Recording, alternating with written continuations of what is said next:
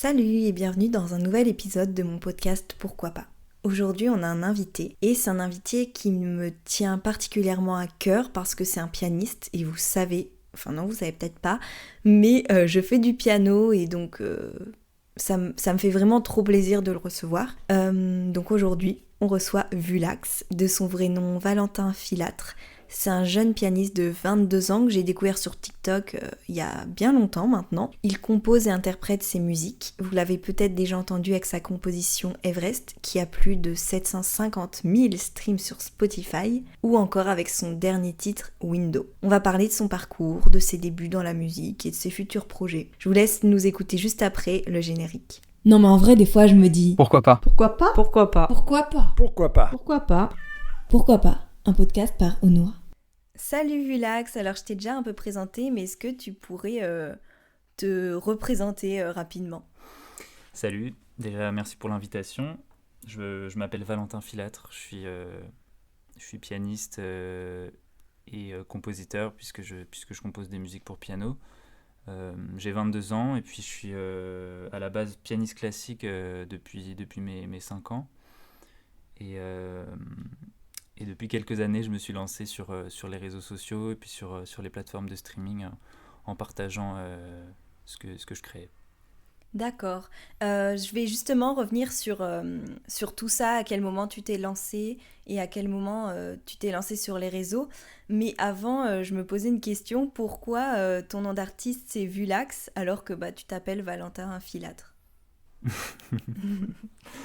Bah, en fait, il n'y a pas vraiment d'explication profonde, particulière à ça. Juste, c'était mon pseudo Insta quand j'étais au collège. Et du coup, j'ai laissé ça ensuite pour mon nom d'artiste. Mais ça va sûrement évoluer dans l'année ou dans les prochaines années. Je pense pas rester avec ce pseudo toute ma vie.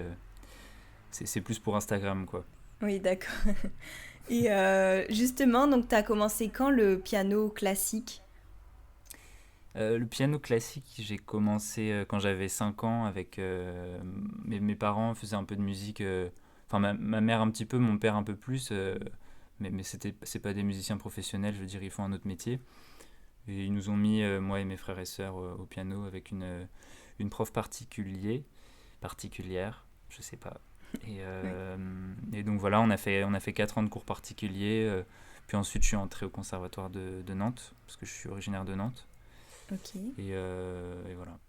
Ah oui, donc tu as quand même un très grand parcours, enfin ça fait très très longtemps. Ça commence à faire un bout de temps, ouais, c'est vrai, effectivement. Mais je suis le seul à avoir continué, en fait. Mes frères et sœurs Ah ont oui, arrêté. t'es le seul. Ah d'accord. Donc t'es un Ouais. peu. Ouais, tes parents, du coup, ils doivent être contents que t'aies continué. Ouais, ils sont contents. Ils sont contents. Ok. Ils sont assez contents, ça. Et justement, sur les réseaux, tu as commencé. Tu as dit, c'était il y a 2 3 ans, non, que t'as commencé à poster? Un peu plus. Est-ce que YouTube, tu le comptes comme un réseau ou Oh bah oui, oui. on va le compter comme un Ouais. réseau? Ok. En fait, j'ai d'abord commencé avec YouTube parce qu'à la base, je faisais des vidéos. Je sais pas trop comment je pourrais qualifier ça, mais je faisais des vidéos un peu de tout et n'importe quoi, où juste je mettais en scène soit des gens, soit moi, soit des objets, même j'avais fait une fois. Puis par-dessus, je faisais les musiques, soit que au piano, soit parfois même avec un peu d'autres instruments électroniques. Ah, Donc ok. tout ça c'est sur ma chaîne YouTube, mais ça date du coup d'il y a, je sais pas, j'étais fin collège peut-être, troisième, quelque chose comme ça. Ah oui, Et puis ça fait. Ouais. je faisais ça avec ma sœur qui me filmait, puis, euh, puis ensuite je faisais la musique, et puis ça me faisait kiffer. Puis ensuite, j'ai commencé à faire une reprise que j'ai postée sur YouTube, qui a eu un succès mondial, on peut le dire, hein. Il y a eu plus de 3000 vues sur cette vidéo, Ah donc ouais, ah mais je savais même pas. autant te dire que c'est colossal, hein, plus de 3000 vues. Ouais, C'est alors juste. que ouais, tu faisais ça un peu Non, chez non, toi. non. Non, c'est une blague, Oui, oui, c'est pas mais colossal du tout. oui, non, C'est juste. c'est pas énorme, mais en vrai, pour quelque chose que tu faisais C'est. chez toi. Bah ouais, c'est ça, tu sais, au début, je faisais ça un peu comme ça, puis après, j'étais au collège en plus, ou au lycée, donc au début, je vois ça, je me dis, ok, cool, c'est cool, c'est cool. Puis du coup, ça m'a un peu motivé à en faire d'autres. Et puis petit à petit, j'ai développé un peu mon délire avec des vidéos un peu rigolotes, un peu marrantes. Et puis j'ai fait des reprises. Après, j'ai fait des reprises avec plusieurs pianos, etc. Je trouvais ça intéressant d'expérimenter différents trucs avec la vidéo, parce que j'aime beaucoup la vidéo aussi. Et puis ensuite, seulement, je me suis lancé sur... j'ai ouvert un compte Insta, et puis j'ai posté des vidéos dessus, quoi, comme beaucoup de gens. Ouais, mais du coup, je comprends mieux tous tes posts. Et justement, je voulais revenir là-dessus, mais encore une fois, un petit peu plus tard. Mais du coup, oui, ça fait vraiment super longtemps. Bah, ça fait, ouais, je pense 7 ans peut-être, un truc comme ça, 7-8 ans. Ah oui, bah ouais, Ouais. c'est énorme en vrai. Et justement, à quel moment tu t'es dit, bah, pourquoi pas, en fait, t'as fait le pas de poster ça sur YouTube. Euh, je sais pas trop, en fait, j'en ai plus trop de souvenirs, juste j'ai eu un appareil photo quand... Enfin, je me suis acheté mon premier appareil photo que j'avais acheté un peu cher d'ailleurs, je sais pas, j'étais en seconde peut-être, ou en troisième, je me souviens plus, ça remonte à loin, je suis vieux maintenant. Mais c'est... Oui. Je sais pas, j'ai filmé, je me suis dit je sais faire du piano, j'aime bien les vidéos, donc je vais me filmer, alors je vais poster ça sur YouTube, et puis ouais, en fait je prenais vraiment du plaisir à mettre en scène des petits scénarios, ou alors par exemple j'avais fait un truc que j'avais appelé la symphonie des objets, où juste je filme des objets avec un angle un peu esthétique, et puis je fais une musique par-dessus.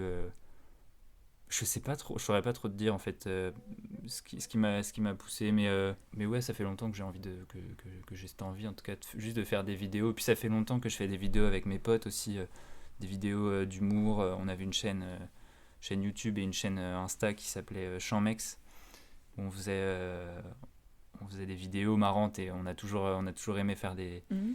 Ok. se mettre en scène en fait. C'est ça qui était marrant. Et puis voilà, c'était pas vraiment prémédité, je me suis pas Ouais. vraiment dit allez je me lance sur Oui, c'était tout à chaque fois spontanément. ouais, c'est ça, en gros, ouais, c'est ça. Mais en plus, c'est à chaque fois, c'est un peu des idées originales, donc bah, c'est trop cool. C'est original dans quel sens tu veux dire? C'est Bah, tu fais à la fois le piano, tu filmes des objets, tu fais des montages, enfin, c'est pas simple, quoi. Enfin, c'est original, on va dire. ah Et, bah et ça change de ce qu'on peut voir, et du coup, c'est ça qui fait que ça plaît aussi. sûrement sûrement ouais, j'avais pas envie de faire un truc tout... Enfin si, j'ai fait des petites vidéos où je filmais juste le piano, mais ce que j'aimais bien moi c'était vraiment jouer avec le logiciel de montage, et essayer de... Même si j'étais vraiment pas fort, même en vidéo, j'étais vraiment pas tu vois, niveau des réglages et tout, je savais pas grand chose. Mm. Mais juste, en fait, c'était surtout marrant à faire avec ma sœur, avec mes amis et tout. C'était un truc Ouais, assez divertissant, quoi, on va dire. Donc, et puis c'est le principal. ouais. Ouais. Et justement, quand t'as commencé à poster, t'as pas eu peur des avis des autres, ou tu faisais vraiment ça pour le plaisir et tu t'en fichais? Je me souviens pas. Je me souviens avoir eu un peu peur du regard de mes potes quand j'ai commencé à publier des covers de morceaux sur YouTube. Franchement, ne me demande pas Mhm. pourquoi, je sais pas pourquoi j'avais peur de ça, Oui, non, mais oui, oui. mais je sais pas, je me souviens m'être dit, ah, ils vont me juger si je sors une cover. Je sais pas pourquoi. Peut-être parce Oui, que c'est non, un mais je truc qui comprends se faisait, totalement. un truc qui se faisait beaucoup, alors je me disais, moi, si je me mets à faire ça, je sais pas. Je sais pas, ouais. Oui, oui. Donc, mais bon, ça a pas duré très longtemps. Oui, bah Pas tant duré très mieux, oui. longtemps. Juste au début, quoi. Bon, c'est comme quand tu fais un truc nouveau, je pense que ça fait toujours un peu... T'as toujours un peu peur de ce que les gens autour de toi vont penser. Mais oui, Mais bon, c'était jamais une grosse... ça fait ça à tout le monde, je pense, en plus, donc ça va du.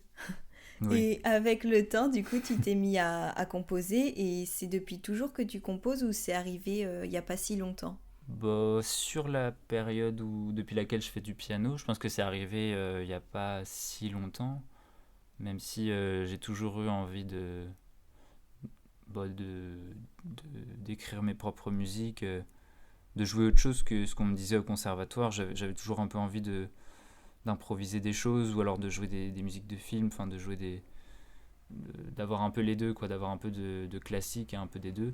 Et du coup, créer mes morceaux, je sais pas, ça a dû arriver vers peut-être 13-14 ans. Sur ma chaîne YouTube, il doit y avoir mes premiers morceaux. Je pense que j'ai sorti nulle part d'autres. Mais, euh, mais ouais, c'était un peu un moyen de jouer autre chose quoi, que de jouer du classique. Et puis c'était un peu ma petite zone, pépère, quoi, ma petite zone où j'étais à l'aise, où personne viendrait me dire ah, c'est comme ça qu'il faut jouer, nanana, machin. Tu vois ce que je veux dire? Bah oui, je vois, mais du coup, ça fait vraiment super longtemps quand même. Bah, que je m'y mets vraiment au final, parce que au début je faisais un peu comme ça, puis que je m'y mette vraiment, je pense que c'est venu il y a, je sais pas, peut-être 4-5 ans. T'as commencé à les poster, enfin, Voilà, j'ai commencé à les poster, réellement. puis en fait, il y a eu, à la fin du lycée, après j'ai commencé à, enfin, fallait réfléchir à plus tard, j'ai commencé à tenter des concours et tout pour des écoles, j'avais moins, on va dire, j'avais moins le temps pour me consacrer à ça, même si j'aimais beaucoup, quoi. Il fallait se Oui. concentrer sur les pièces classiques qui m'étaient demandées, on va dire. Oui, bah justement, je voulais te demander si tu faisais des études ou un travail en parallèle ou si tu étais vraiment consacré au piano, enfin à la musique. Je suis étudiant. Je suis étudiant Ouais, encore au CNSM de Paris. C'est, c'est le conservatoire de Paris. En fait, il y a plusieurs strates de conservatoires. Tu as des conservatoires dans chaque ville, et puis le CNSM de Paris, c'est un peu le grand conservatoire de Paris. Et bien, en fait, ce qui est cool, c'est que ça permet de faire des études supérieures dans la musique. Et là où il y a assez peu d'établissements en France où tu peux faire des études supérieures dans la musique, on va dire de manière dans les codes, quoi, quelque part. Enfin, oui, la plupart des conservatoires, tu t'arrêtes à un diplôme qui s'appelle DEM, et diplôme d'études musicales s'appelle. Et ensuite, pour continuer à faire des études supérieures, il faut soit faire le CNSM, soit faire des pôles supérieurs.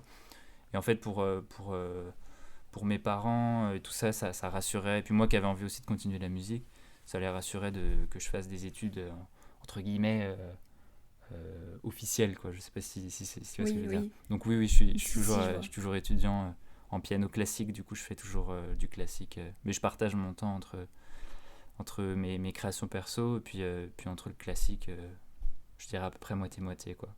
Oui, parce que tu continues de poster, enfin, ouais, de publier des musiques et en plus tu prépares un album, non? Ouais, ouais, exactement. Ah, ça T'as- c'est cool. Ouais. Bah ouais, c'est cool, je suis dedans en ce moment. Je Ok, suis dedans. bah, on Enfin, on est attend, hein. deux. On attend ça. Même moi je l'attends. J'attends qu'il se fasse. Oui, bah, ah oui, il est pas fini, enfin, il Non. est en cours là. Ok. Bon, il est quasi fini. il- Là, j'ai quasiment fini. J'enregistre 2 morceaux la semaine prochaine. Ensuite, on mixe la semaine d'après. Après, ça va mettre un peu de temps. Ça va mettre un peu de temps à sortir parce que bah, on va essayer de faire ça bien. Parce que je dis on parce je suis plus tout seul maintenant. Il y a deux gars D'accord. qui m'aident dans les démarches, dans les trucs. Enfin, qui m'aident, quoi, voilà. Qui m'aident, et donc, Bah oui, oui, c'est important. on va. Voilà. Je sais pas, je peux pas trop te dire quand est-ce que que ça va sortir, mais j'aimerais qu'ils sortent le plus tôt possible, en fait. J'ai trop hâte Oui, de les sortir, ces morceaux. Puis ça a quand même. bah ça garde la surprise. Comment? Ça garde la surprise. Ça garde la surprise. Ça garde la surprise, ouais. Mais bon, j'ai envie de le sortir. J'ai envie de Oui, le oui. sortir. Mm. Et bah justement, je me demandais, t'es en label ou t'es indépendant? Bah, pour le moment, j'ai tout fait en indépendant. J'ai jamais, non, jamais été en Ouais, label. Pourquoi pas un ok. jour, mais pour le moment, non. Mais du coup, comment t'as... Parce que j'ai vu que t'avais fait quelques concerts. C'était... Comment t'as fait du coup si t'étais indépendant? Les quelques concerts que j'ai fait, j'ai tout fait moi-même. Euh, Tu peux faire des concerts en fait en louant des salles, et puis en organisant toi-même avec les gens qui sont autour de toi. Tu peux tout faire. Après, le label, je pense qu'il te simplifie. Enfin, le tourneur, il va te simplifier la tâche en négociant avec des salles, en louant la salle sans que toi tu aies à débourser l'argent. Mais moi, ce que j'ai fait, c'est qu'il y avait une petite salle, enfin, il y a toujours d'ailleurs une petite salle dans le 18e qui est vachement sympa, dans laquelle j'aimerais bien faire des concerts, qui s'appelle l'Accord Parfait, euh, qui est une salle tout en bois, vraiment trop mimi. Et en fait, tu peux la louer et puis tu fais ton concert. Après, tu la loues à un certain prix et puis comment dire, t'as juste à la rentabiliser quoi, en faisant venir les gens et tu définis le prix de ton billet et puis après Ah ils te oui, gèrent ok. la billetterie Ouais. et tout. Donc non, c'est assez cool pour ça. T'as pas besoin de passer par un intermédiaire plus puissant, tu vois. Bah oui, mais c'est trop bien, je savais même pas qu'on pouvait, Ah qu'on mais pouvait faire ça. en fait, si tu c'est un peu mystique au début, c'est un peu flou, tu te demandes un peu comment on fait, mais je pense qu'en vrai, Ouais. si t'as argent illimité, tu peux jouer dans n'importe quelle salle, hein. Enfin, après, Ah ouais. l'avantage d'avoir un tourneur ou un label, c'est ils t'avancent les frais, donc Ouais, c'est mieux. évidemment, tout le monde a. Mais en vrai, si tu veux, je pense que si t'en as qui louent des zéniths, hein, après, ça va coûter tellement Ah oui, cher. je pense quand même. Mais oui, mais je Mais savais tu pas, vois, par hein. exemple, quand tu as des banques qui louent le Zénith pour faire des congrès, bah, je pense que si tu es artiste, si tu as 50 000 euros, je pense que tu peux louer un Ouais. Zénith, hein. Ah Je pense, ouais. après, je ne veux Bah pas oui, oui. m'avancer, mais Non, oui, et puis bon, mais je savais même pas. Mais du coup, c'est trop cool. Donc, tu aimerais en, ouais, en faire plus. ouais, ouais, Ouais. très envie d'en faire plus, très envie. Et c'était pas, du coup, la première fois et puis les autres fois que t'as fait ça, c'était pas trop stressant et impressionnant quand même, surtout si t'as tout organisé tout seul. Euh, Bah, j'avais un peu au début le stress de est-ce que les gens vont venir parce que je savais pas si simplement en postant un post Instagram, les gens allaient venir. Et puis moi, j'avais pas envie de perdre trop d'argent non plus. Et puis même pour l'ego, c'est un peu. Bah oui, Tu vois, oui. je veux dire, tu postes un concert et personne vient, ça fait un peu mal, quoi. Mais bah, j'ai eu de la chance et au final les gens sont venus. Puis c'est une petite salle que j'ai fait, il y avait 45 places, donc mais bon, quand même, j'avais un peu peur au début. Et puis, niveau stress du concert, si au début c'était un peu stressant, mais, Ouais, oui. mais, mais je sais pas, même toi, si tu as l'occasion de faire des concerts, tu verras, ou si tu en as peut-être déjà fait, c'est. c'est, Non, c'est- malheureusement, mais. Ah bah, je te le souhaite parce que franchement, c'est tellement formateur sur. Enfin, déjà, tu rencontres des gens, tu as un rapport direct avec la musique. Puis niveau de la confiance, tu te dis ah, ok c'est possible, c'est possible. Ouais, ouais, Enfin je je sais pas, vois. il y a un truc hyper particulier qui se passe quoi pendant un concert. Enfin je te le souhaite, franchement je te le souhaite, c'est trop beau. Après faut en avoir envie quoi, faut pas non plus, Bah oui, oui. Et faut pas. puis, ouais, faut être prêt aussi, parce que c'est vrai qu'il y a déjà la peur que les gens viennent pas forcément. Et puis après, faut réussir une fois sur scène. Enfin, Oui. Après l'avantage c'est que quand tu joues devant des gens qui soit qui t'aiment bien, soit qui connaissent pas forcément trop ta musique, tu peux te permettre. Tu peux te permettre plus de choses que ce que tu penses, je pense. Tu vois, c'est par rapport au hmm. classique, où le classique, pour le coup, tu as vraiment une partition qui est écrite. Ouais, c'est vrai. Tu as plus, je pense, cette peur de la fausse note, tu vois, ah non, là j'ai fait une erreur, un trou de mémoire, machin. Alors que quand tu joues tes compos ou que tu joues des improvisations, des choses comme ça, bah, au final, moi je me suis rendu compte, ça m'a fait me rendre compte qu'au final, les gens ils attendent pas grand chose de toi, quoi, enfin, à part que tu joues et que t'aies envie de jouer et que tu sois là, quoi. Donc au Ouais, final, profiter. ça détend un peu l'esprit de se dire ça, je trouve, et Hmm. ça rend le concert beaucoup plus intéressant parce que du coup, tu es dans un rapport plus direct et plus relâché, en fait. Bah oui. Tu Ouais, vois mais ce que je veux dire? oui. Mais en vrai, c'est une bonne mentalité parce que on peut vite être dépassé par la peur ou des trucs comme ça. Et c'est vrai qu'il vaut mieux se dire ça. Ouais, bah ouais, ouais. Ah ouais, complètement. Bah, je me souviens de. Toi, t'as fait du piano en classique ou alors t'as commencé toute seule, t'as fait comment? Ah non, moi j'ai suivi des cours enfin, un particulier avec une prof particulière, Ouais, mais j'ai jamais été au conservatoire et tout. Et après, j'ai arrêté les cours de piano et je me suis formée un peu toute seule. Et d'accord. donc c'est pour ça, Donc, moi je compose et tout, mais j'ai pas des bases giga solides non plus, hein. d'accord. Ah oui, t'as pas eu l'occasion du coup, de jouer forcément en public pour le moment. tes compos? Bah, j'ai joué parce que ma prof, du coup, elle organisait des concerts avec ses élèves, mais Ah, c'était c'est des cool concerts, ça. on va dire, il y avait les parents Ouais, et on était une trentaine, quoi. ok. Ah bah c'est déjà bien. C'est Oui, oui, en déjà vrai, cool. mais j'étais petite, donc je m'en souviens plus trop. Ok. Ah non, mais c'est... Ouais. Dans les concerts, c'est le... Toi, t'as envie de faire des concerts plus tard? Ah bah ouais, j'aimerais vraiment trop, mais j'ai pas l'auditoire, on va dire. Mes musiques sont un peu écoutées, mais pas de là à ce que ça puisse marcher Oh, bah autant, quoi. ça marchera sûrement un jour. Et puis, tu sais, t'as même pas forcément besoin d'avoir un auditoire énorme pour... surtout dans le piano, c'est une musique qui parle un peu à tout le monde. Ouais, c'est vrai. Tu peux même aller dans, je sais pas, dans des... C'est pas péjoratif ce que je dis, mais d'aller dans des maisons de retraite, d'aller dans des hôpitaux et tout. Moi, je fais Mhm. des Ah concerts bah non, dans... non, ouais. Je vais peut-être faire des concerts dans des hôpitaux. J'ai déjà fait un peu dans des maisons de retraite et tout. Et en vrai, c'est super formateur aussi pour la confiance, parce que de toute façon, plus t'en fais, plus tu vas être à l'aise avec ton répertoire, avec ta compo et tout. Donc Mais c'est... grave, oui. Ouais. Ah oui, mais c'est vrai que c'est une... Et comment tu fais pour les... Désolée les gens qui écoutent ce podcast du coup parce qu'on s'éloigne, mais comment tu as fait pour aller dans les maisons de retraite et les hôpitaux? T'envoies un mail et voilà? Alors, t'as pas mal de...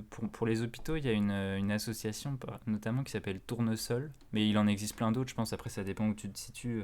Si t'es à Paris, je pense qu'il y en a vraiment plein. Moi, à Paris, il y a Tournesol qui organise des concerts dans les hôpitaux, dans un peu dans tous les services. Après, au piano, c'est un peu plus difficile parce qu'il faut forcément faut qu'il y ait un piano Oui, dans oui. l'espace, mais sinon, les maisons de retraite, soit tu vas directement dans la maison de retraite. Alors, il faut savoir évidemment où est-ce qu'il y a un piano. Trouver une maison de retraite avec un piano, mais je pense que Mhm. ça se trouve. Tu vas voir ta maison de retraite et tu dis bonjour. Si t'as de la bonne volonté, à mon avis, ils peuvent pas refuser. Et puis, de toute façon, ça leur fait toujours plaisir qu'il y ait des jeunes qui viennent jouer, etc. Donc, moi, c'est un peu comme ça que j'ai fait. Puis, il y avait Mhm. aussi Ah oui. l'école dans laquelle j'étais à Nantes qui organisait des concerts dans la maison de retraite autour de la ville. Du coup, j'en ai pas fait beaucoup, mais c'est un truc que j'aimerais bien faire de plus. En plus, t'as le sentiment quand même de servir à quelque chose.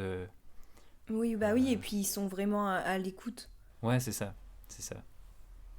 Ok, Donc il y a bah je vais plein de regarder, hein. possibilités de jouer en public sans forcément avoir d'audience. Et puis je pense que c'est quelque chose qui prend un peu de temps forcément à construire. Donc Ah bah oui, ça arrive pas d'un coup. ouais, ouais. Et en parlant de concerts, t'as des dates prochaines? J'ai pas de date, malheureusement, j'ai pas de date. J'aimerais bien en avoir rapidement, mais en fait, ça dépend un peu de la sortie de l'album. Ouais, bah Si oui. ça sort, j'aimerais bien le sortir au printemps. Après, est-ce que ça sortira au printemps? Est-ce que ça sortira après les grandes vacances? Je sais pas. Mais pour le moment, non, j'ai pas de date. Mais cette année, c'est sûr qu'il y en aura. À Paris, au moins, c'est sûr. À Nantes, peut-être aussi. Après, dans d'autres villes, le... on verra. Dans d'autres villes, on verra. Ouais, faudra qu'on vienne à Paris. Ouais, ouais, c'est un peu dommage. Hein, c'est un peu dommage, Non, mais ça se comprend quand on débute, enfin, quand tu débutes pas totalement, mais non, mais voilà, oui, non, mais si, c'est je normal. suis complètement au début et à Paris, c'est là où il y a le plus de monde Bah forcément. oui, ouais. Donc ouais, donc, non, pas de date pour le moment. Ok, bah du coup, on attend quand même l'album et les concerts avec hâte.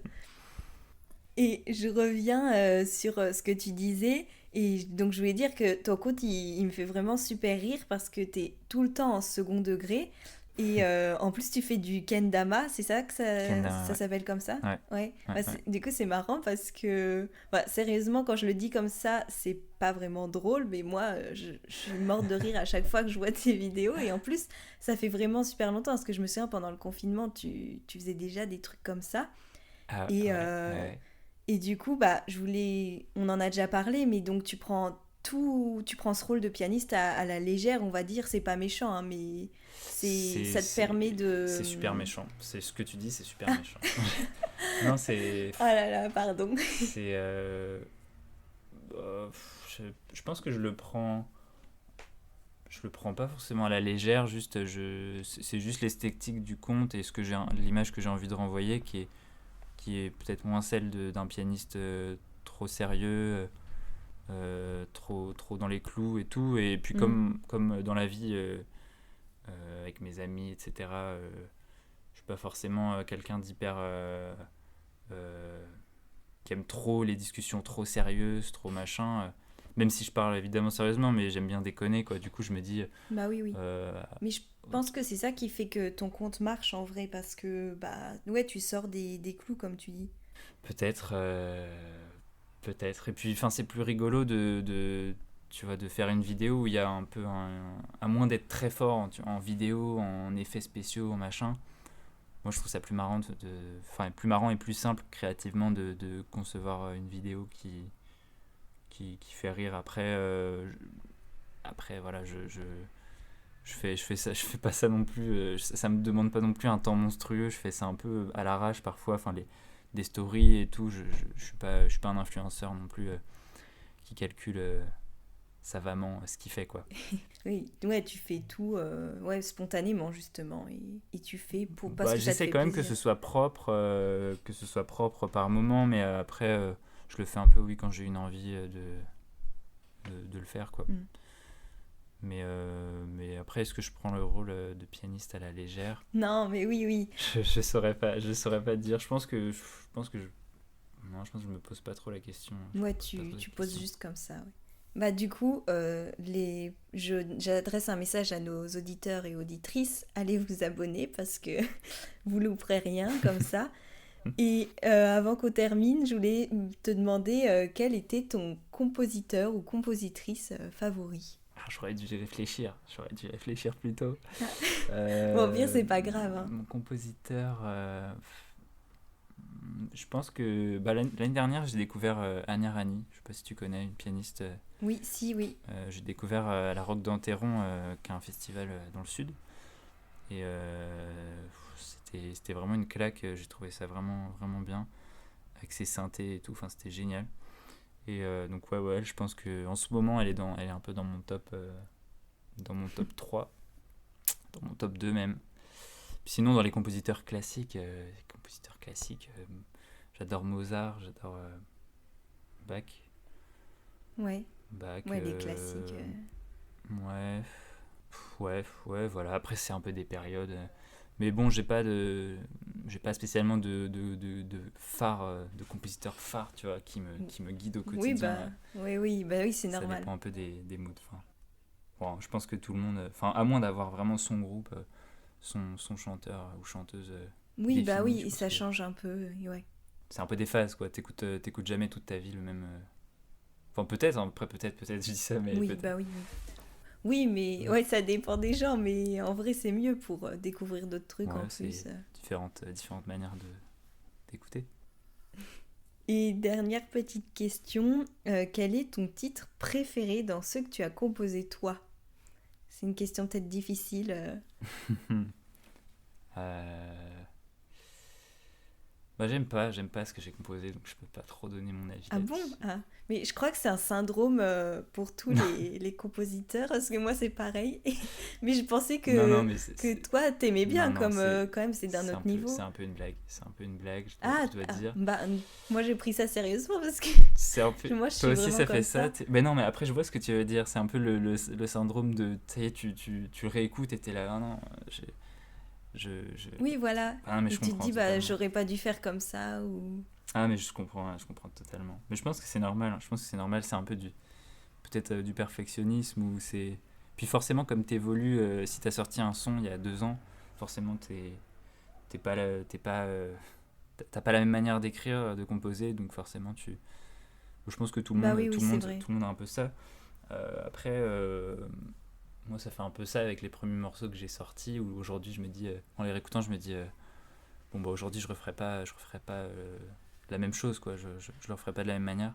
Du coup, je pense que Mhm. les titres que je préfère, c'est des morceaux qui sont pas encore sortis, parce que Ah d'accord. c'est des morceaux que j'ai pas encore, enfin, que je viens de composer, en fait. Après, dans ceux que j'ai sortis, Dune, j'aime beaucoup le jouer en concert, et puis j'aime bien le morceau, j'aime bien comment je l'ai construit. Enfin, c'est un morceau qui me tient à cœur. Dune, après il y a Luxor aussi, qui est un morceau que j'ai enregistré avec un flûtiste égyptien. Ouais, bah ça, celui-là, je l'aime trop, j'allais dire, avec la flûte.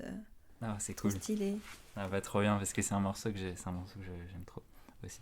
Bah, il est trop beau. Mais bon, après, j'ai pas spécialement de morceaux de moi, enfin, je réécoute pas trop mes morceaux, à part juste pour me rendre compte un peu de temps en temps Oui, bah oui. de ce que je faisais, mais j'aime pas trop. Enfin, ça a pas trop de. Je sais pas, j'y vois pas trop d'intérêt à réécouter mes morceaux. Oui, bah ouais. Mais si je vois. Je Ok, bah ouais. merci. Bah, avec plaisir. Et j'ai oublié, mais j'aime bien poser cette question.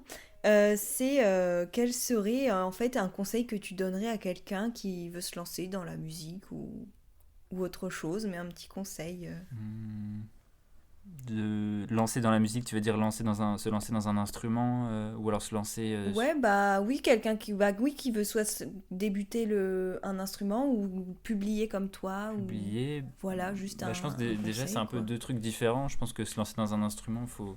Le conseil c'est déjà de.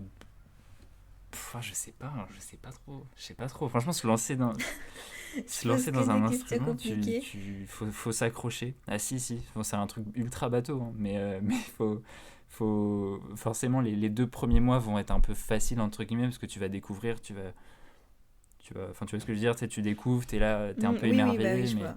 le truc c'est de s'accrocher quoi. C'est comme je pense quand tu joues aux échecs ou quand tu n'importe quel Ouais, sport, quand tu apprends un nouveau truc, ouais. faut persévérer et puis faut essayer de s'entourer des bons profs, voilà, écouter de la musique, aller écouter de la musique en concert, de la musique qui nous touche en concert, ça c'est hyper important. Puis voilà, puis après, par contre, pour se lancer sur les réseaux, est-ce que j'aurais un conseil Je pense juste se faire plaisir et croire en son identité de personne et de musicien. Enfin, croire en le fait Ouais. qu'on a quelque chose à proposer et puis pas non plus trop. Enfin, essayer au maximum de pas trop porter d'attention aux chiffres, etc. Parce que les réseaux, ça a quand même vite fait Ouais, c'est vrai, oui. de te mindfucker, quoi. Ah bah oui, oui, mais c'est ouais, il faut plus s'accrocher Voilà. parce que ça marche pas forcément dès le début. Ouais, voilà, c'est ça. Ouais. Ok, bah merci pour ce conseil. Merci beaucoup de m'avoir accordé ton temps pour Bah, ce podcast et puis bah ça m'a c'était un fait plaisir. très très plaisir de te recevoir. Avec grand plaisir. Bah merci, salut. Merci à toi, salut. N'hésitez pas à aller vous abonner à son compte Insta et TikTok et d'aller streamer ses sons. Vous le regretterez vraiment pas, promis. Dans mes souvenirs, son Insta c'est Vulax. Vous tapez, vous trouverez direct. Et si ce podcast vous a plu, vous pouvez vous abonner pour ne pas louper les prochains et les prochains invités et le noter. Voilà, si ça vous a plu. Merci d'avoir écouté jusqu'au bout et on se dit à dans 2 semaines pour le prochain épisode.